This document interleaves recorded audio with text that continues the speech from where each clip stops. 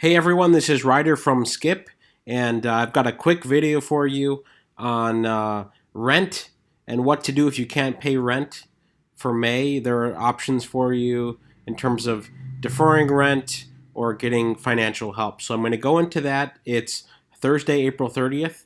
So I'm going to make this brief. Again, thanks so much for all your support and comments and subscribing. It means so much to us.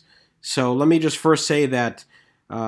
For everyone who's written in about concerns over rent being due, we put up a blog post for you. Before we dive in, though, I want to show you. We also put up a stimulus tracker yesterday too, because a lot of people, the same people who've been worried about paying rent, are also worried that they haven't gotten their stimulus check. So we put up a tracker similar to what we've done with loans and unemployment, like the EIDL loans.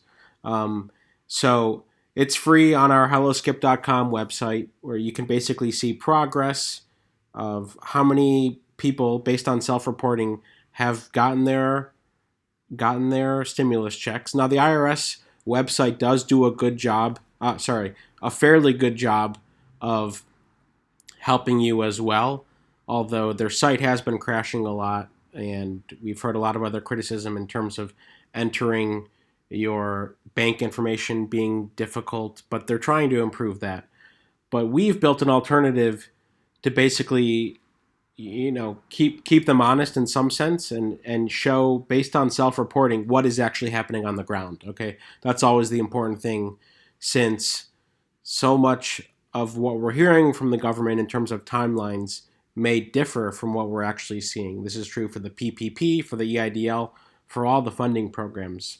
There's a big gap between what's being said in reality. So that's why I built this tracker. And you can also see up here the percentage of people who are self-reporting who have received their stimulus checks. So we hope it's helpful. And we also link to important articles like what to do if you cannot pay rent on May 1st. So you can go, and this is all on the Skip blog. Basically, there's a few main things you can do if you can't pay rent or mortgage.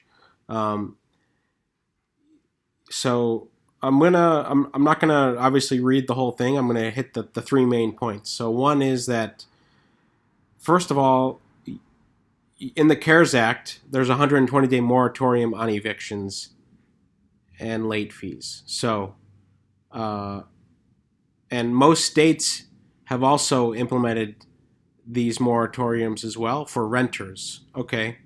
So that's important. We've linked to both the CARES Act and the Department of Housing and Urban Development if you need more information specific to your case.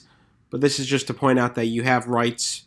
Obviously you're going to have to pay your rent or mortgage eventually, but you have rights here in the crisis that we're in. Okay. The second thing is that it is better, we often get asked, is it better to just kind of avoid the question with the landlord and ignore them? It's better to have a conversation with your landlord. Your landlord is getting this with everyone, or mortgage servicer for that matter. But your landlord is hearing this. So they expect this from everyone, and they'd rather have you be upfront, and if you haven't already done it, explain the situation, whether you need to defer 1 month, 2 months, do a partial payment. Most landlords obviously are being flexible. Even though they're in a tough spot too, they will work with you. So, that's also good news. And the last piece is that there is mutual aid. So we've linked to some financial resources. I mean, we've been doing a lot of linking to financial resources. What are options out there for you? Since that's probably the most confusing thing that's happening right now. You don't actually know where to look, what's happening with different programs, government programs, private programs. So we've linked to some. These mutual aid programs fall into one of two categories.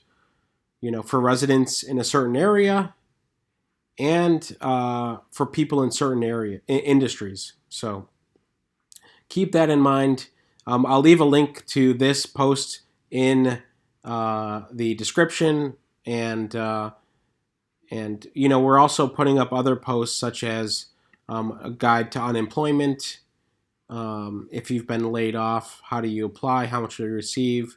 There's been changes, obviously, every week, but a lot of states this week are starting their PUAs, including California. So this article goes into what that is and what you need to do. And let's see.